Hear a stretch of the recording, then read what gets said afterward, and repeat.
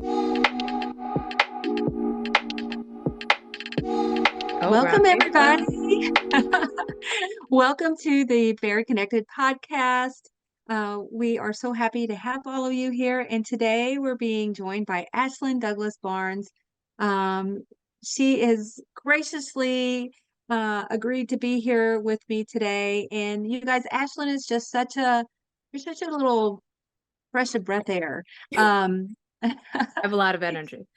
Yes, she is. She's a Florida licensed clinical social worker with an extensive background in social work settings. She specializes as a bariatric therapist, whereas she blends her professional expertise with her personal experience. She's had weight loss surgery, which was about 12 years ago. And About so she 13 can, now. oh, Since that's I wrote good. that, it'll be 13 this year or this month. This month. Ashlyn, let's just kind of just jump in. And today's topic is something I think that a lot of people who have undergone weight loss surgery are interested in. It's navigating mental health and support. And who else better to talk about this than somebody who is in this all the way? Like from a standpoint of being a social worker, from a standpoint of being a patient. And I also want to just tell everybody before I turn the speaker over here to you, please say hi. If you're joining on the live event, say hi. Let us know where you're from. Let us know a little bit about yourself. So whether you're on Facebook or on Zoom webinar, do so. And I'm going to mute myself, Ashlyn, while you're going ahead and telling us a little bit more about everything about yourself. Sounds good. So my name is Ashlyn Douglass-Barnes. I'm a licensed clinical social worker and qualified supervisor in the state of Florida. We're actually going to talk about why that matters because that is actually a pain point for most people for finding a therapist is that we're state bound, which can be frustrating for both us as clinicians and for patients. Our clients, you're going to see me use kind of certain words interchangeably. So therapist, social worker, counselor, all the same, patient, therapist, or sorry, patient, client, similarly there too. So I had bariatric surgery myself 13 years ago, didn't tell anyone for like 5 years, had no support, no mental health support. I saw a terrible therapist that told me to leave my boyfriend at the time, who's now my husband, and told me I was going to become an alcoholic and I needed to just stop drinking alcohol. And that was like her two takeaways from our session. And I was like, this is terrible. And then I avoided seeking mental health care specifically for bariatrics for quite a while because I couldn't find anyone that knew much about it. And so that's part of my journey to set out for all the things I do. One of my kind of big focuses is training other therapists to be bariatric therapists. So I train and coach and do trainings and eventually retreats and all sorts of things for bariatric providers, mental health providers. So that way you guys can find more bariatrically trained providers. I also run findabariatrictherapist.com because lots of people would reach out to me and I'm like, oh, I'd love to work with you, but you live in Missouri. You live in Southern Illinois. You live somewhere that I'm not licensed. And so we're ethically bound to find referrals for you when you reach out to us. And so I said, oh dear, instead of doing it this way, it'd be much easier if we could have a centralized location to have all of the people that are trained and love working with bariatric patients. And so I set out to do that, and I've been working on that. And so that has been a big part of my practice is also training new therapists, but also staying in bariatric therapy and being a therapist with patients as well. So that's what I've been doing. So that kind of brings up a question, like when you were talking about that, because before I worked with ProCare Health, who's our sponsor, um, I worked for a facility, Yeah. hospital setting, and we had a therapist that worked with our patient. Actually, it was a psychologist. Mhm. But some of our patients wanted to see their own therapist. Some of them wanted to see other doctors, which after surgery was good, that's all good. But before surgery, we wanted them to have a psychological assessment prior to surgery. And one of the biggest questions that these providers had was, they weren't familiar with the Yeah. process. And so, like, is that something that you help with?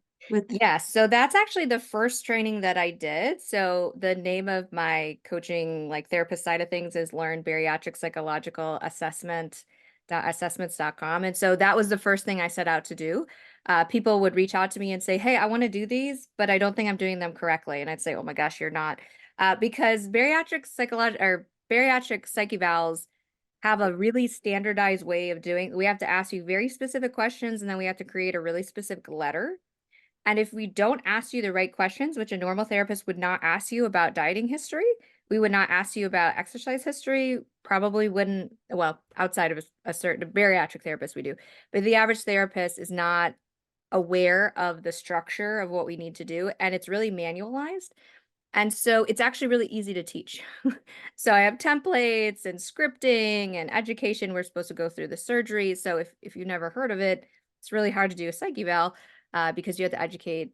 Because our main point, and this is always really hard for people too, therapists too, we are not saying who's a good candidate for surgery and who's a bad candidate for surgery. We are just saying who can give informed consent. That's a really big difference. So informed consent is saying, I understand what I am choosing to do and I'm choosing to do it. That's very different. So we changed bariatric therapists, psychologists, again, interchangeable. We made a shift from what we considered gatekeeping behavior. So gatekeeping behavior is where I am the holder of the thing and you're only allowed to come in if I say you can come in. And what we Mhm. figured out is that is not a good system. Humans should have body autonomy. You should be able to choose if you're going to have surgery or not. That is really not on me to make that choice for you. But I want you to be educated and understand what you're saying yes to so that you say yes to something wholeheartedly and you know what you're getting into and you are up for the challenge of getting into it. And so that's a really big shift in our thinking. Even when I had surgery 13 years ago, we were still kind of in that gatekeeping behavior. I had to prove that I was worthy of having the surgery. And being in larger bodies, we're already proving stuff all the time that we really don't need to. So to continue this kind of fat biased behavior in with us is not appropriate. And so we kind of acknowledge that and we've been trying to work around that. And that's a big part of my training too, is to help other therapists see how that behavior is not helpful and actually is hurtful. So you're not allowed to require a certain amount of treatment prior to being cleared. If there's no medical necessity, that's inappropriate and unethical because we're making money off of you for no reason. There's no medical reason to continue. If you choose to and you want to continue, that's totally different.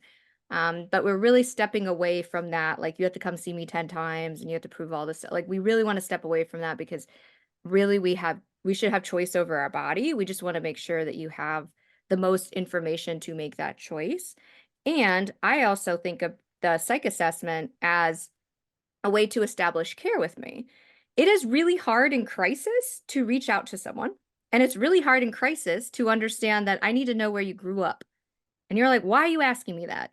But for certain insurance standards, an intake has to include certain information. And when you're in crisis, you don't want to go over all that stuff.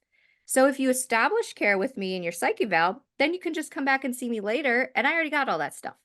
I may have to do a little bit of an update, but I don't need to go back. We could just focus on what is going on now. So I tell people part of the point of the psych eval is to establish care. And that way you're my patient, you know who I am, you know who to call, you know how to get a hold of me, you know how to make an appointment. And then it's one, not super hard when you're not in a great place and you decide you need help. And two, it removes some barriers in order for people to be able to seek out help. So it can be really confusing about how to find a bariatric therapist. And in the moment of my world is falling apart, that's probably not the best time to take on that journey. So, Ashlyn, can someone follow up with somebody out of state and tell us how it works with insurances too? Yeah, so this one is a little tricky. So psychologists currently have something called the PSYPAC. And the PSYPAC, the psychologist has to choose to buy into it. So there's payment. And then they can see people in 40 states.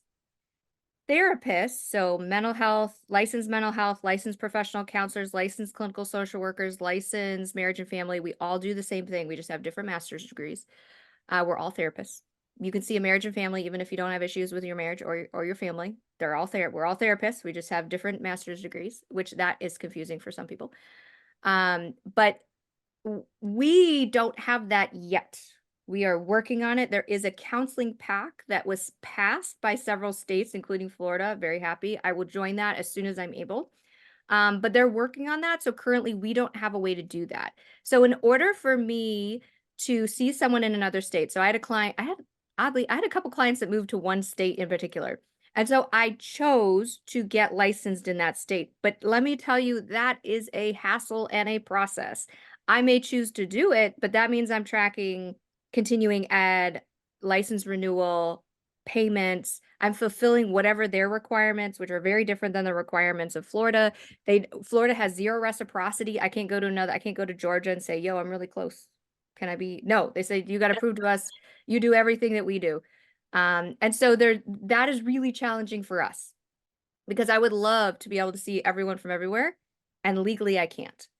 Now, sometimes what you'll see is people offer coaching, bariatric coaching, which is different than therapy. So I offer coaching for people in Florida or out of Florida because coaching is not regulated in the same way the therapy is. However, there's a difference, and this is really tough, especially as a therapist. So in therapy, we're talking about the why. Why is this challenging for you? What is coming up for you? Why is this happening?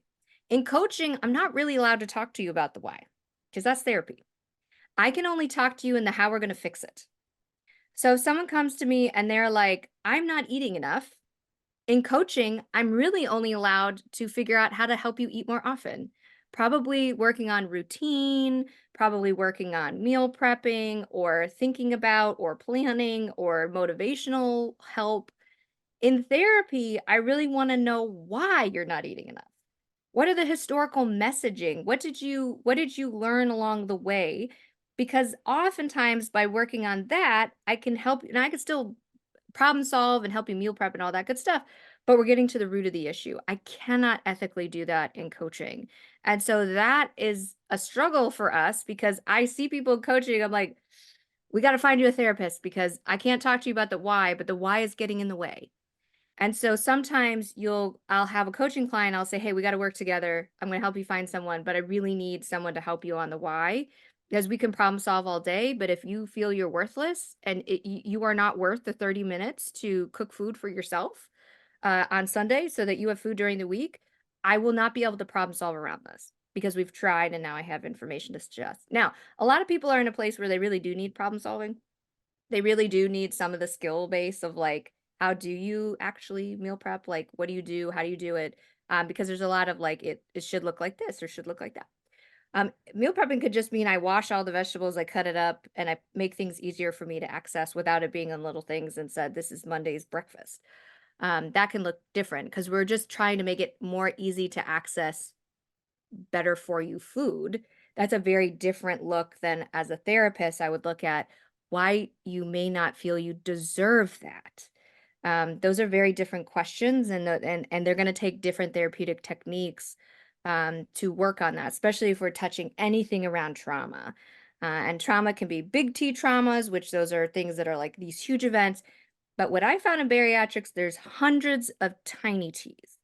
Those are little comments, those are little suggestions, those are all these little events that kind of give us a little zing, but they're not big T traumas. So that may be comment by Aunt Susie about how much food you're taking for Thanksgiving.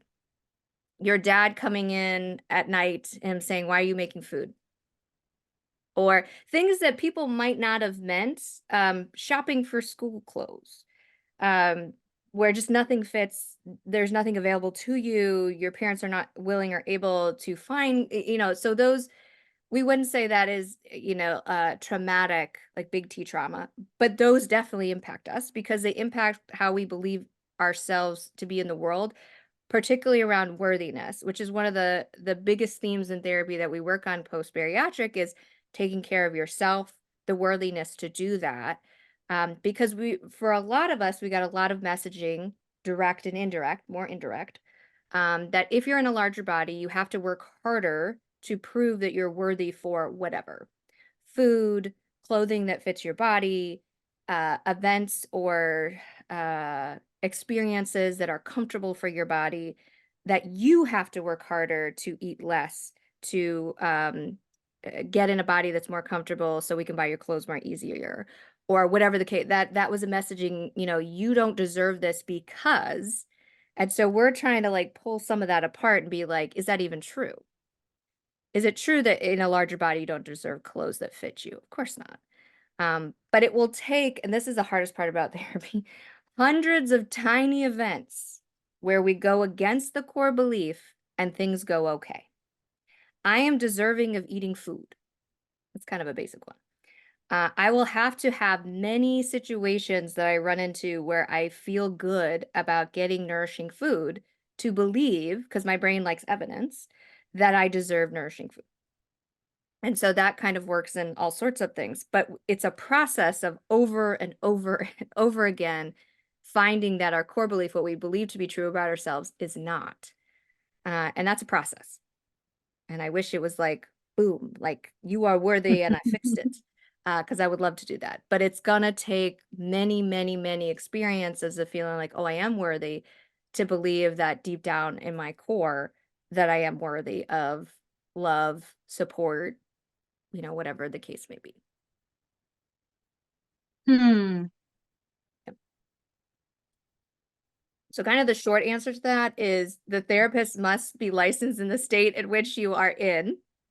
The good news is most therapists hold multi-state licenses. I do not because I'm so busy. But there are, especially at like up in New England, where like the next state over is like, to me, driving to the next city or two over. They tend to hold multi-licenses. Washington, D.C. is another one where most therapists in that area will have like 5 states. But if you're in a state, if you're pretty busy, you may only have 1 state. So for me, I only have Florida. However, when that psych pack comes down, or sorry, the counseling pack for us comes down, that will open up a lot of potential for, so because some people, it's very confusing because it's like, but it's telehealth. I'll be where I am and you are where you are. But the reason that is the law, sometimes people ask me this too. The law on what to do in the event of an emergency is different from state to state. In the state of Florida, I, as an LCSW, can Baker Act someone. I can also initiate, so Baker Act is where you are involuntarily hospitalized for your own safety, because safety, you cannot guarantee your own safety. We actually have one for substance abuse here too. It's called the Marchman Act. Not every state has that. Not every state has the same rules about who can and who can't. So in some states, social workers actually have to call the police. They're not allowed to initiate that. Only police can. They can't initiate it for substance abuse. So if someone left my office and they're really drunk and they're about to drive their car, I have some power to stop that without it being a DUI arrest. I can request a Marchman Act to protect them from themselves. And the laws are different in different states, which is why I can't just practice in Georgia. I have no idea. They may have a 50-51. They may have all different rules that I'm not aware of. And so that's kind of the underlying explanation on why I'm not allowed to see everyone from everywhere, since we now have the ability to see everyone from everywhere. So let's see. There was a Do you have questions? question. Yeah. Actually, it's probably more of a, I'm sure that your expertise can play into this. Yeah. But it sounds like kind of more of a medical. It's a person that's asking 9 weeks out and haven't lost more than 7 pounds. So my question is, when I start to see more weight loss begin again, I feel like I'm doing something wrong. And I actually just had this question on our BariConnected Facebook page. So I Yeah, don't know if it's related. it's okay. I do have an answer that I do want to put out there as a potential, Mhm. particularly if you had sleeve versus bypass, duodenal switch, or SADI. We do have some people that we consider non-responders. It is possible for someone to have surgery and not lose weight, particularly with sleeve. And we consider, yeah, you're sleeved. We consider those non-responders. And what that actually means is we just didn't intervene in the way that we needed to. So that potentially means that we really needed to impact your pancreas, and we impacted the ability for you to eat less food, but that didn't impact your pancreas enough. So pancreas is where insulin production is. So insulin resistance, underlying cause for some people for obesity. So it's not to say that you are potentially a non-responder, but that is a possibility. So we need you to go back to your surgeon and figure out what's going on. So it may be that we need to give you medication to help support you along to see if we impact the pancreas more specifically, that helps you to lose more weight. It may be that we need you eating more. So to see the dietitian, it seems really counterintuitive, but if you're not eating enough, your body, the way that it stores insulin and how it produces insulin can actually work against you because it's actually putting out too much insulin. I won't get into the science too much of it. But it may be that we need you eating more. We may need to help support you in eating different things. So you feel like you're eating too much. I know people tell me they feel like they're eating too much, but I I don't know. So I think it's really important though that one of the things is this is a known thing. So it is important for you to go back to your surgeon. Do not allow this to then avoid your surgeon and feel that he thinks that you are a failure or you're doing something wrong. That this is the time to get more support because one, if you truly are a non-responder and we need you to have, or potentially you need a revision, we need you to start working with the surgeon because we're going to need to build that evidence potentially for your insurance company. And if you hide and we don't see you for a while, then we don't have any of the evidence that we actually need to support that. So go back to your surgeon, talk to them about what they usually do in people that do not respond as strongly as we were hoping. They may have a protocol for that. They may, but don't assume they're going to think you're a failure, you're doing anything wrong. Particularly in women who are older, sleep isn't always effective. And we just know that because it just didn't impact the pancreas as much as we needed it to. For some people, weight loss alone impacts the pancreas and how you put out insulin. And for others, yeah. So for some others, we really needed a more metabolic surgery like bypass, duodenal switch, or SOTI. The good news is we know what to do with this. You are not a lost cause. You probably aren't even doing anything wrong. It's just that we intervene. It's kind of like with diabetes. Sometimes we do diet and exercise. Sometimes that's not enough, and then we start medication. And if that's not enough, we get different medication, and maybe eventually we go to insulin. We don't tell people you failed in diabetes. We say, okay, what's the next step? This intervention didn't work perfectly for you. We need to move to the next intervention, and that's what this looks like. So get back with your surgeon. If your surgeon is not responsive to you, it's okay for you to see another surgeon or to get a second opinion or to talk to the dietitian and get their feedback. They may need you. Don't feel like they're punishing you if they're asking you to do logs or anything because they, again, may need that for insurance purposes. They may need to be able to say, we did this for this many months and we monitored this for this many months and nothing changed. And that's why we're asking for this next step, either medication or potential revision. But girl, you're only 7 weeks out. So we got a little time. So just hang in there. But I would go back to the surgeon and say, hey, is this normal? If it isn't normal, what are we doing about it? But don't hide from your surgeon. We need you to continue care. You did have a major operation. You are potentially eating less, so you are at risk for different nutritional issues and that kind of thing. So we need you to continue to follow up. Thank you. Yeah. Oh, and also too, I think, depending on where your beginning point is, for everybody that may be a little different. Somebody with a lower BMI, Yeah. like starting BMI of 35 or something, 7 pounds might not be that bad of a thing. If you had quite a bit of weight loss before surgery, that might play into it too. If you, there's like so many elements. Yeah. It could be something that some of the things that Ashlyn said, as far as being physiological. It could be maybe you need to have your sleep checked. It could be, have an EGD or something like that. Could Or be hernia. could be reflux problems. Yes, reflux can affect it too. So I would say there's probably so many different reasons, and I would definitely, if you're feeling like you're not where you want to be, like following up is probably the biggest thing right away because they can tell you maybe what your weight loss is appropriate. I know 7 pounds doesn't seem like a lot, but depending on some factors that are involved, it could possibly be. Yep. So and there's another I question love this too. question, by the way, the second question. Is there an average Can you weight see it? loss per month? Yeah. Is there an average weight loss per month if you're not sleep? So I hate that the answer to this question is it depends, but it depends. Again, all of the factors that we just talked about, how much weight you had to lose, your age, how long have you been holding on to this weight, genetic factors about family. Um, yes. If we had already planned a two-step, which someone just talked about, which we'll talk about in a second. So I think that I would love to tell you, this is the amount of weight you should be losing. But we really don't understand why some people lose quickly. I'll be honest with you, when I had my bariatric surgery, I was very abnormal in how I lost my weight. I lost it all in the first 3 months and I was done.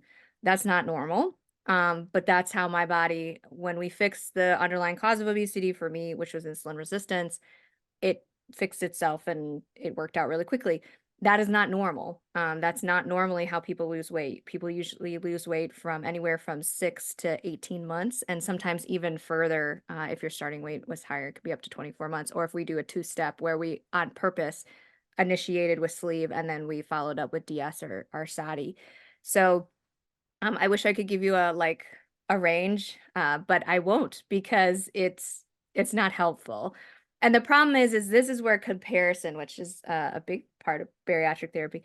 We love to go in groups and say, "Oh my gosh, there's all these people and they're losing all this weight, and I had my surgery the same day and they've lost more weight than me." And but it's all those factors, yeah, if they're a 24-year-old who has only had excess weight for 4 years and they had 85 pounds to lose, and you are on the other side of that scale, their journey is going to look a lot different than yours, and that's okay.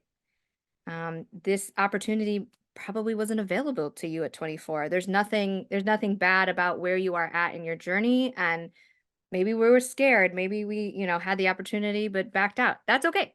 Like we weren't ready and that's okay. And we're going to do it now. But the thing is, it really depends on so many or so many factors that we really don't give. And I warn you all not to go out on the internet and find that magic chart that says, because I've seen it many times, if you start at this weight and you had this surgery, by this point you should lose. It's just statistical averages, but it's old data.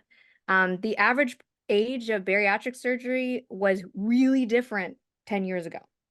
The type of surgery that we did 10 years ago, different than the surgeries we do today. So when you're looking at some of that data, it's old. Even how we did things 5 years ago is old. We don't have good data yet, particularly during the pandemic, because it was just bizarre.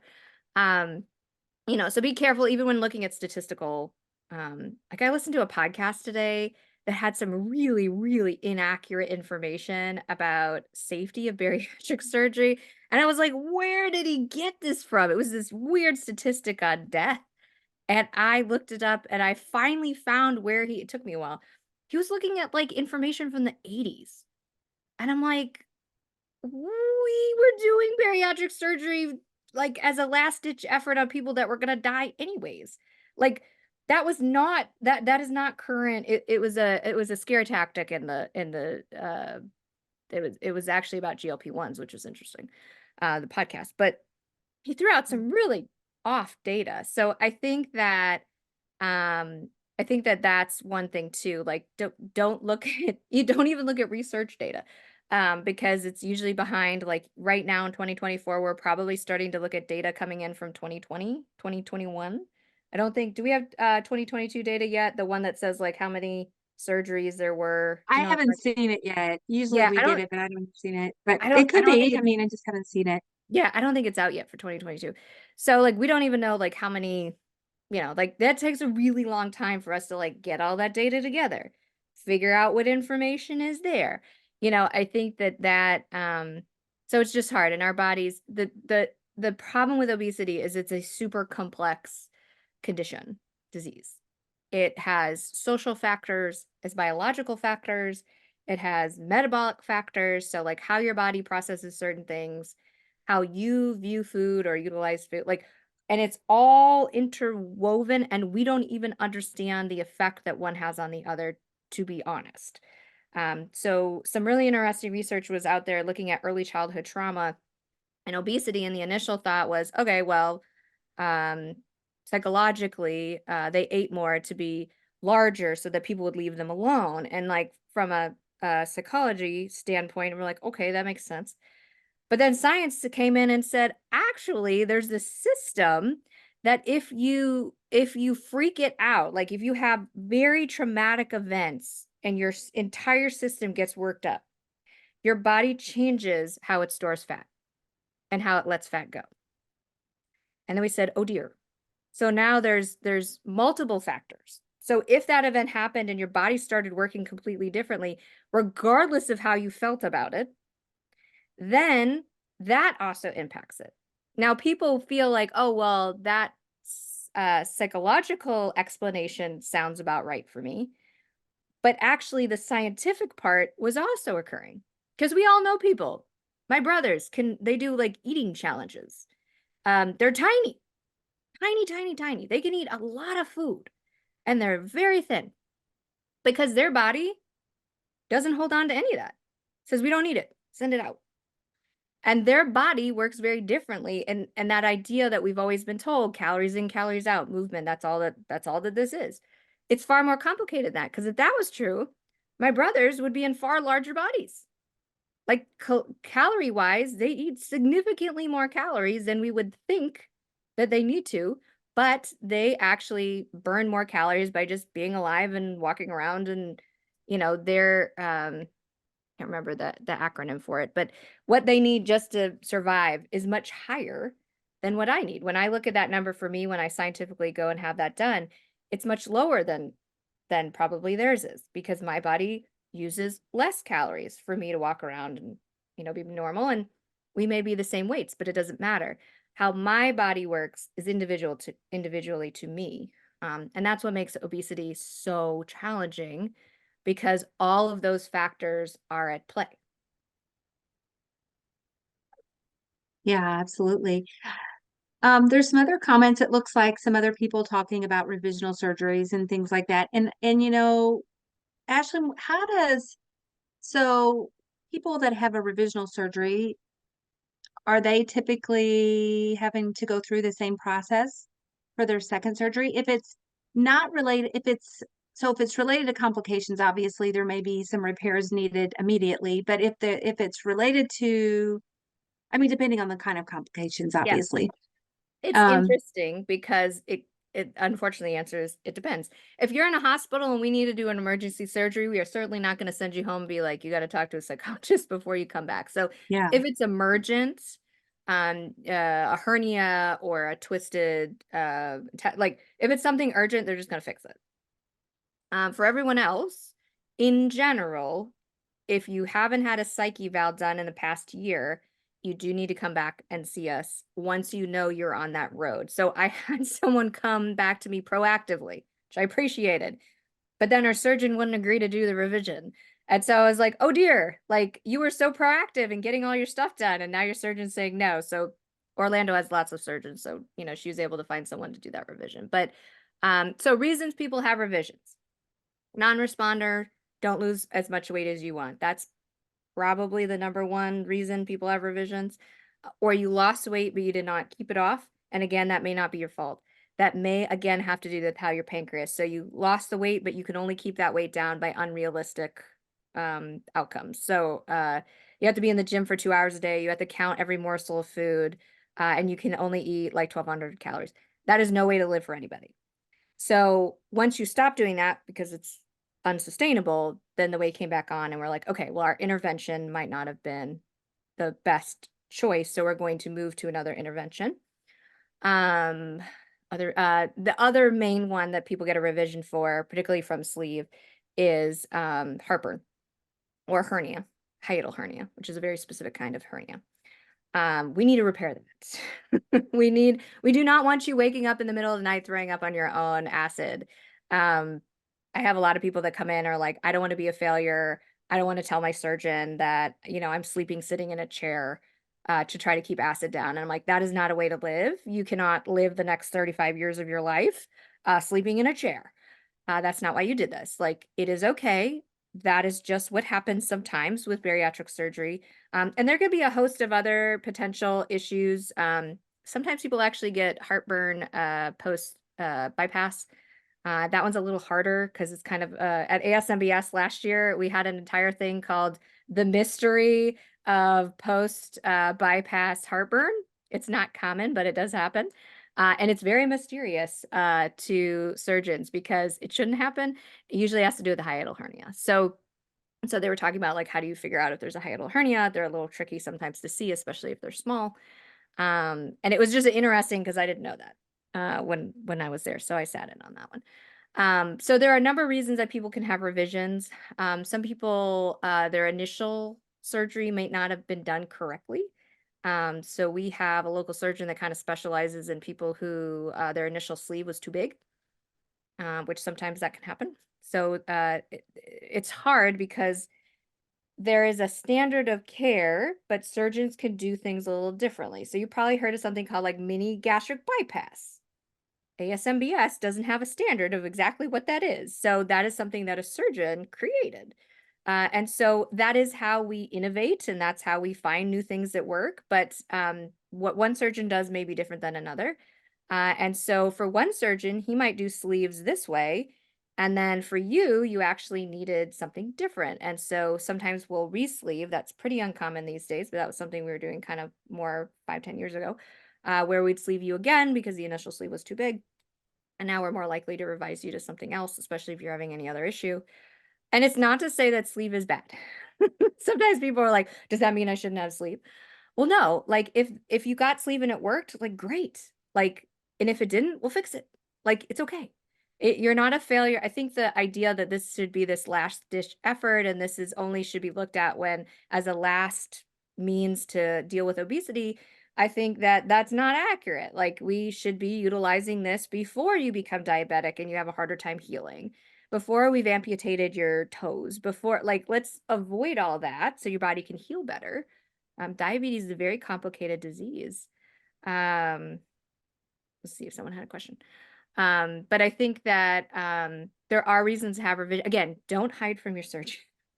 Like, don't hide from your surgeon. Go back and see them.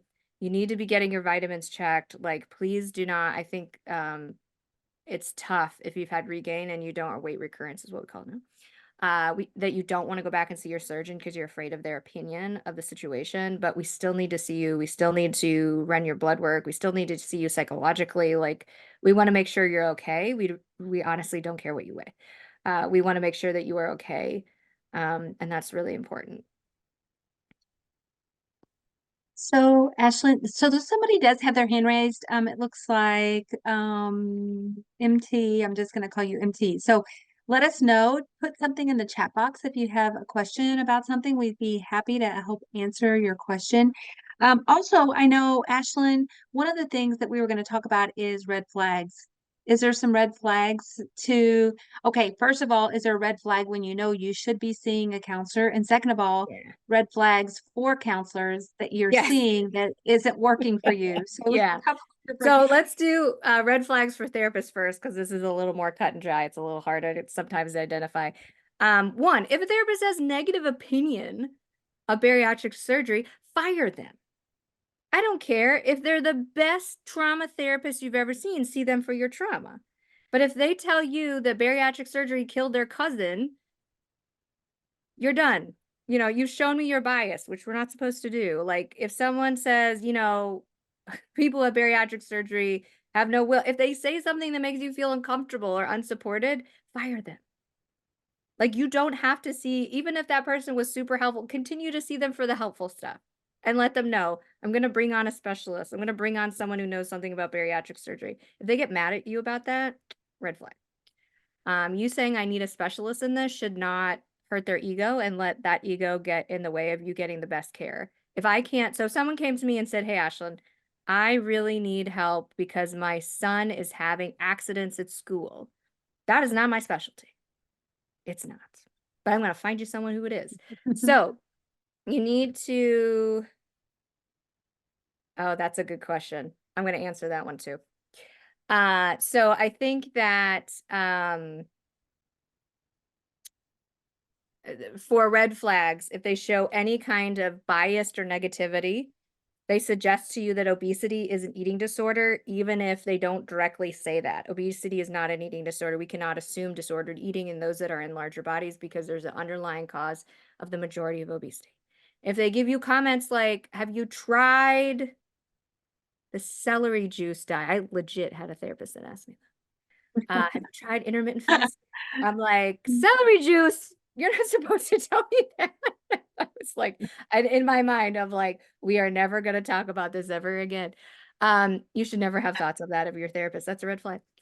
Um, just general, like a lot of times therapists don't know a lot about this, and that's okay. I will warn you that bariatrics is a very controversial um specialty in therapy groups. I regularly get yelled at and told that I'm fat shaming people, that I'm telling people they need to be in smaller bodies. It's interesting because it's health at every size therapists that often get the most angry at me, which is interesting because to me every size means every size. Um, but just be aware, like if you are seeing an eating disorder specific therapist, they may have potentially negative thoughts about this. If you are seeing someone who identifies but doesn't talk about bariatrics but says they're size inclusive, you may run into some friction. Um, and unfortunately, therapists are humans, and sometimes that comes up. So just know that it is okay to find someone who does align with you, to find someone who will support you. As therapists, we are really supposed to support our clients and what they decide to do. I don't live with the outcome of your decision, only you do. So only you can decide if that's worth it to you or not. Therapists should not be telling you should or shouldn't be doing things to most degrees. And I think that if you're finding that is a red flag. On the flip side of that, what are indications that you should be coming to see us? Alcohol, substance abuse, behaviors that are getting you in trouble and you keep doing them. Things that you know you shouldn't be doing, but you keep doing them anyways. Those are usually more like big red flags. And I think that sometimes is a challenge because those tend to be shameful things. Nobody likes to come to therapy and be like, I'm a nurse and I'm drinking too much. Nobody likes to come and say, I have spent so much money on athletic wear. I might lose my house. Those kind of things happen. And so, first off, I want to see you like way before that. Way before, you're a nurse and you're about to get fired. I want to see you when you notice that you are having you're utilizing alcohol to sleep, to relax. You're using it in ways that you wouldn't before. You're sneaking it. You're taking risks that you normally wouldn't. So you are taking out payday loans. You are you are selling things that you potentially need to make more money for things you feel remorse about your spending, about your cocaine usage, you kind of know who you are before you had surgery. If all of a sudden you start using cocaine recreationally because you want to feel something, like come and see me. That's not good. You are trying to be something outside of your body and you're looking for external things to make you feel good. That is a big red flag. And that could be a variety of things. You're making yourself get sick on purpose. So you're causing dumping on purpose because you feel you deserve it. That's a form of self-harm. That comes up every once in a while. It's kind of fascinating. So again, that's worthiness stuff. I'm not worthy of feeling okay, so I'll make myself sick. And I know that I shouldn't be eating this, so I'll eat it anyways and get sick on purpose. Which, by the way, you should be eating everything in moderation. So I think that, all right, let me look at some of these too, so I can add some of these. I want to address the one with the therapist that won't give you the letter. Um, chances are your therapist is worried about the liability and they don't understand that whole thing I talked about, which is informed consent. So they believe if they say you're a good candidate for surgery and something bad happens, you can sue them. That is not the case.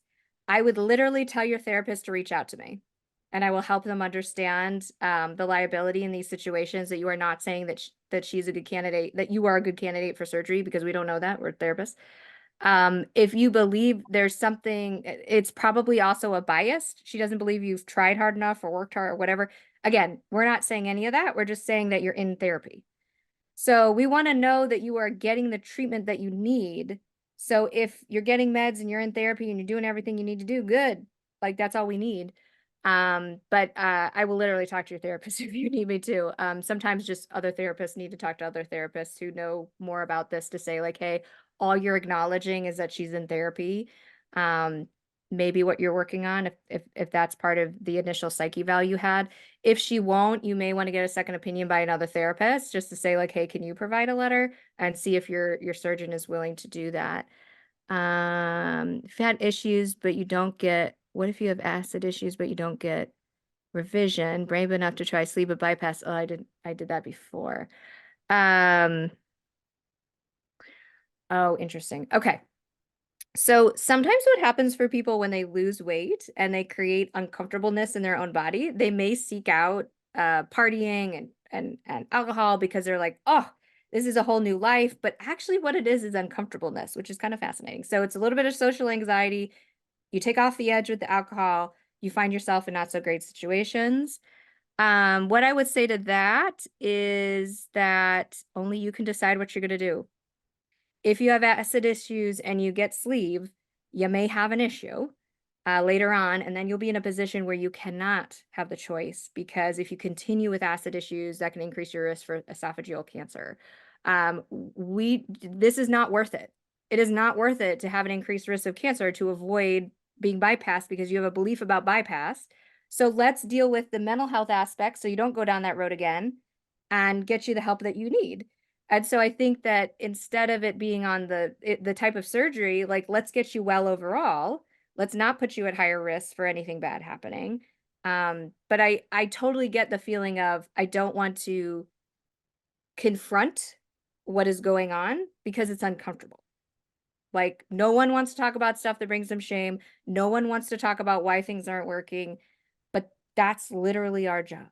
Our jobs is to sit with you in the times where you feel shame or you and help to pull apart that like that shame probably comes from a place that it doesn't even need to be there. Like you probably I think sometimes what happens, I can think of a specific case. They lost the weight, they partied, and they ended up in a situation where they were assaulted. And they felt responsible for that because of what they did. So what we pulled apart is actually there's a lot of social anxiety and wanting to be the thing that they thought they always wanted. They missed out on being a teenager and going out and having fun and doing all the things, and they wanted to do all the things. And then in their mind, that caused this problem. But the reality is the person that did that caused the problem. Like you are not the problem in that. You are doing exactly what you're supposed to go out and enjoy your life. Someone took advantage of that, and that's the part we have to deal with. And so I think that is, but yeah, don't put yourself in a situation where medically we're going to make things more complicated. But talk to your surgeon, talk to a bariatric therapist, because we can work all that stuff out. Good to know. And I don't see any more questions. Ashlyn, how can, it's kind of as a closure here, tell us how how they can get a hold of you. I have your website and your bariatric therapy site and your Instagram pulled up, which will show them. Which tell So yeah, tell, people always ask me, you have a lot of Instagrams. Which one should I go? So Ashlyn Change for Life 2012. It's my personal Instagram where I document more on bariatric side of things. So I do my meal preps and I do patient facing information. So I do little videos. Advanced Bariatric Counseling is my therapy. So only therapy focused site. Most of what I post on there I also post in my personal. Findabariatrictherapist.com. And Find a Bariatric Therapist on Instagram is again for you guys to find therapists who are all over the nation. And then learn bariatric assessments and bariatric therapy business coach are therapist facing, and you all don't need to worry about those two unless you are a therapist and you want to learn about bariatrics. So we do those actually, yeah, we do actually sometimes have some therapists. Ashlyn, let me go back for just a second because I want to make sure that I'm going to be posting this information. What was your personal one? I'm Okay, gonna so that type that is in. Ashlyn, Ashlyn, change the number 4, life 2012. Okay. And I did just And realize then 12 years post-op, not 13, so that's pretty funny. time flies. I've And then like what was the very last one that you listed, the which is your just ignore the learned bariatric. That one it double posts. So just do the bariatric therapy business coach. So that's for therapists. okay. So if you're looking to add Bariatric therapy, bariatric business coach. bariatric therapy business coach, I think. Let me quadruple check that. But yes. How about findabariatrictherapist.com? Yes. A bariatric therapy business coach. That is correct. Yes. And then if you need to find a bariatric therapist or you have a bariatric therapist that you would like to share with the world, findabariatrictherapist.com. And what you do is you go down to the bottom where all the therapists are listed and you hit the little looking glass. That's the search feature. And you're going to put the state that you physically live in. And then it'll show you all the therapists that are licensed in that state. It'll also list the insurances if they don't accept insurance, how much they cost for self-pay. And if they have openings, if they only do assessments, do they do ongoing as well? So I have all that information listed out and how to get in contact with them. And if you struggle to find someone, there is a way on Find a Bariatric Therapist. It's a contact page. Just contact me and say, hey, I live in Alaska and there's nobody listed for Alaska. So just message me because I have kind of a backlist of people that I know that are not necessarily listed because they don't pay to get listed, but I know they exist. So you can always send a message through Find a Bariatric Therapist or any of my websites, really. It all comes back. It's just me. It all comes back to me. So if you send me a message through any website, you say, hey, you're awesome, but I live in Alaska. I will say, no problem. I'll help you find somebody in Alaska, especially with SIPAC. It's been a lot easier. But also, if you have a bariatric therapist that you would like to share, please let them know about that as well. Because the more that we can put on there, the more people that learn about it. Or if you have a therapist who wants to learn more, they can also reach out to me on that same, and I can provide trainings. I am going to be releasing next month, super excited, and I am going to send Brenda a coupon code for everyone as well. I'm going to be putting out some journals. So they're tracking journals in the back, and then there are 10 skills that we want to master, pre-op, post-op, maintenance, and weight recurrence. I think pre-op and post-op are going to be my first 2 that come out, and the examples and all the information is specific to that. And then there's tracking in the back, but we're not tracking calories or water. We're tracking mental health goals in the back, and we're tracking how we feel. So we're focusing more on changing mindset away from failure to learning and doing that in a way that we can actually track and look at. I'm super excited about that. That's going to be coming out on Amazon hopefully next month. Fingers crossed. I'm working on it. It's done. It's just there's production stuff that's going on my end. And we'll get you all a coupon code so we can make that more affordable. And that's a good starting place too, if you're just working on some of the skills, especially if you're pre-opt. And it goes into, it's not in the skills of like how to drink more water.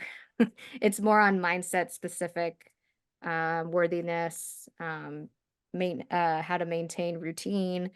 So more on the mindset aspect than more of the like specifics of like how to eat more protein.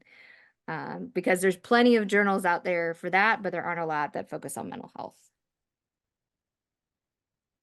So, Ashlyn, this has all been helpful. Somebody is asking about watching the replay. Yes, you could. This will be on replay, and the link for the replay is the same as for this event, and I will copy and paste that into the chat box, so that and it's available till the end of the month. This event will be on replay on our BariConnected podcast on your favorite podcast station, just under BariConnected, and then also under our YouTube channel, which I'll show here shortly too. Let's see. Okay, I'm pasting that into the chat box with the link for today's event in case somebody wants to come back. Because sometimes you can come back too. I sometimes will go back and listen to replays to kind of get the full effect, some things you might have missed. Somebody asked, I'm on Central Time, so I need to adjust my calendar reminder so I don't join late. I understand. And we didn't have any slides from today, so we were just free. I love to talk, so I don't need slides. Um, okay, Ashlyn, I'm gonna jump onto your sites so that they can see these places that you're just talking about. If you're listening, I'll kind of just basically talk talk through. So the very first one is Ashlyn's website. It is advancedbariatriccounseling.com. Again, if you're on the replay, you'll be able to find this in the description. If you're There's listening here me. live, I just pasted. Yes. And So also on there, you could listen to any previous podcast. I need to update this because I had a couple from this week. You can listen to any of my previous podcasts. The training, coaching, consultation for therapists is on there. My blog is on there. So there's some other things if you're not in the state of Florida, but there's still some resources on there for you. So we got that. And if they are wanting to contact you on this form, is there a place for Yep, them to do contact that? us. Very bottom. Very Or bottom, top. Yep, either way, top or bottom. right Contact here. us. Yep. Okay, got it. And And then the findabariatrictherapist.com. yep.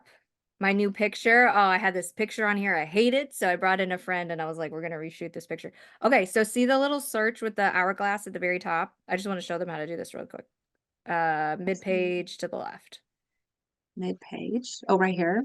Yep. So that's where you hit search and you can look Okay. by state. So if you need Alaska or you need whatever, you can put where it says second one in category states licensed in. Second one, Right yeah. here. Yep. So you could Okay. put any state and then just hit okay. Okay. They can see. So you could put Florida. We have a ton in Florida. Okay. There you go. Hit Florida and then hit okay. And then it'll show you only the providers that are licensed in your state. Now, when you look at some of these, you're going to see they can be licensed in multi-states. Florida's just popular because we have a telehealth license. And you're going to see some of those that are like licensed everywhere. Those are those psych pack.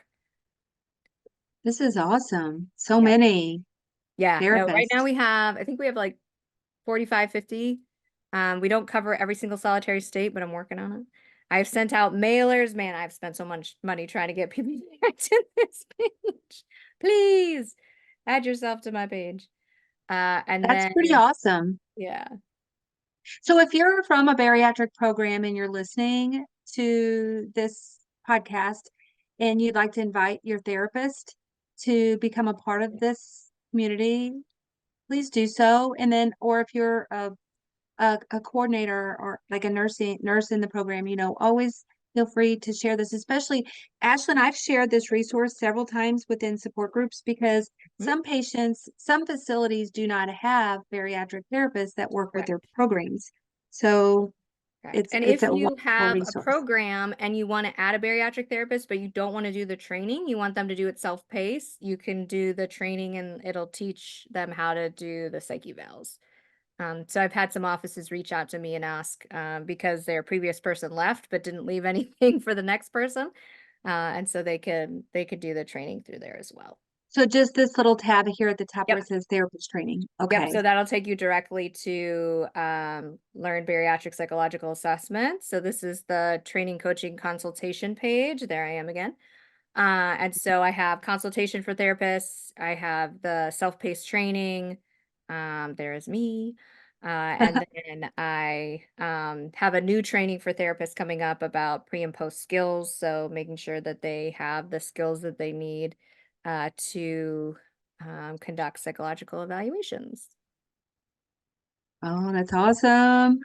Yep. So And they all loop to helpful. each other. So if you find one site, you will find all three. They're all interconnected. And then here we have your Instagram page. This one I pulled up was your advanced bariatric counseling Perfect. So this page. is professional facing. And so yeah, we have all kinds of great resources here for you. Any closing thoughts, Ashlyn? If in doubt, see a therapist. No. Don't think your issue has to be this big in order to see us. It is okay for you to come in proactively. It is okay for you to say, I'm just going through this journey and I want some support. That's okay. You don't have to come see us when things get really bad. You can come see us from a preventative. So a lot of people will tell me, well, I probably should have came in earlier. That's generally the truth. And that's okay. You are not wasting our time. You are not, it is okay maybe to see us in the beginning once a month, just as a check-in to say, hey, this is what's been going on. This is what I'm running into. It is okay to come see us. So it's okay to be proactive. It is okay to come see us when things are super falling apart. So no one is a lost cause. Everyone has the right to feel better, and we can figure that out with you. You may be in a really dark place. That's okay. Like, we'll figure this out. But you deserve support, and you deserve professional support in that way. Like, that is what we are trained to do. That's what we're trained to help you with. And like, no one is a lost cause. Like, please come and see us. And if you run into some of those barriers, you can't find someone you can afford, you can't find someone that takes your insurance, reach out. We will try to do our best to, and I love how I say we, it's me. I, this company, which is me, we will try to help you figure out who that person is and how to get access to the care that you need. And I'm always happy because things like this is great support. It's great, there are communities out there, like, reach out, get help. Um, but if you need professional help, seek out a professional to help you. I love that, Ashlyn. Yeah, this is great. There's so many people saying thank you. I'm gonna just kind of go over that one more time. So Ashlyn, she has her website. I pasted in the Yes. chat. If you're listening to the replay, again, it'll be in the descriptions. Her website is Advanced Bariatric Counseling.com. Her bariatric therapist website is super easy to remember, findabariatrictherapist.com. And then several different of her Instagrams, Advanced Bariatric Counseling and findabariatrictherapist.com, correct? Yep. And your other, Oh, which I sorry. just, The find a bariatric therapist no.com on the Instagram handle, but you will find me if you oh, start gotcha. typing it in. And And then thank you all Ashlyn for changed your life. coming. This Yes, is time out of your day to listen about mental health, which, other than therapists, not our favorite, not most people's favorite subject. So I also applaud you for taking the time out of your day to learn more about this and hopefully feel more empowered to seek out help if you need. it definitely is. And I want to do one more thing before we get off. I'm going to give a shout out to our sponsor, and then I'm also going to real quickly just show you how to continue to watch these live events, including Ashlyn's replay. So I want to kind of just do that. I'm going to share my screen here real quickly to be able to do that. If you're listening, just listen here. I'm going to hop over to procarenow.com, which is the ProCare Health vitamins and supplements website. When we get onto that site, you can navigate over to the tab called BariConnected. And when you navigate there, what you're going to do is have a whole different page of events for the month. So each month these events are updated. So it's always the month that we're having the events. It takes it sometimes where it says scroll to explore. Sometimes it takes it a second. My computer has a little bit of a delay. I'm going to see if I can move it around to refresh it. It's just being slow. That's all. I'll kind of refresh it up here. Um, so when you get on that page, it should be showing the events. They're gonna pop up right here where it says upcoming weekly events here in just a moment. Right below that, that's because we got a new little, here we go, a little pop-up. So under this, you'll see the events that we've had already this month. We had Connie Stapleton on body dysmorphia. We had Henry, Chef Healthy Henry on kitchen tips. We had Ashlyn's here, bariatric wellness, today's event.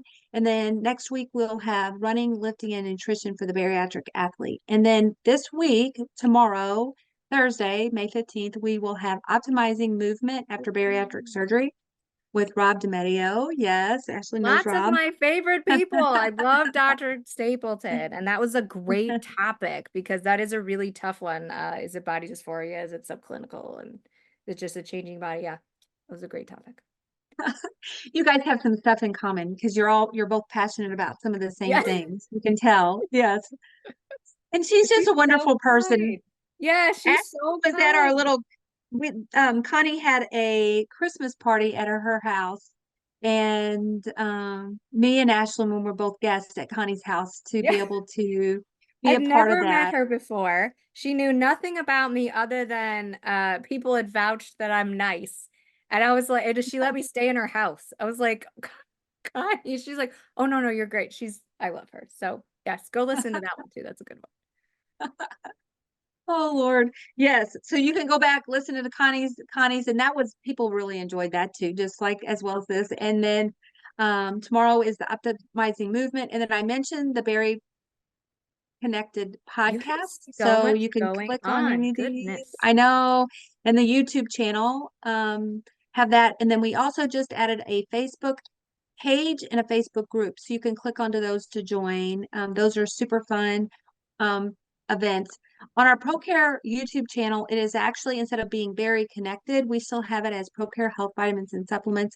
So there's quite a few events there. I think we've been doing this for a little over 2 years. I think we have 278 videos. So there's, a lot of pick for a lot of different things. We also put some of our little shorts on there, which are like little supplement things that are kind of fun. But yeah, check it out. Come and subscribe because you'll get notifications when new events are listed. And before we close, I just want to double check. All people are just saying thank you. So Ashlyn, thank you. And thank you guys for being here. It looks like how can you watch all the past ones for this year, starting in January 2004? Nice 2 years to watch. Yes, you can watch them. You can actually go in there right now and watch. Ashlyn's will be listed next Tuesday. So her event, we always list the week after the events occur. So her event will be on there next Tuesday. And then I will add that to my website to add Oh, this as another podcast. awesome. I love that. Thanks, Ashlyn. You're welcome. Thank you Thank so you much for so having much. me. Yes, thank you. And everybody have a wonderful day. And as Ashlyn said, thank you for spending time with us because you are the most important person in your own world. Remember that. Okay. Blessings, everybody. Bye-bye.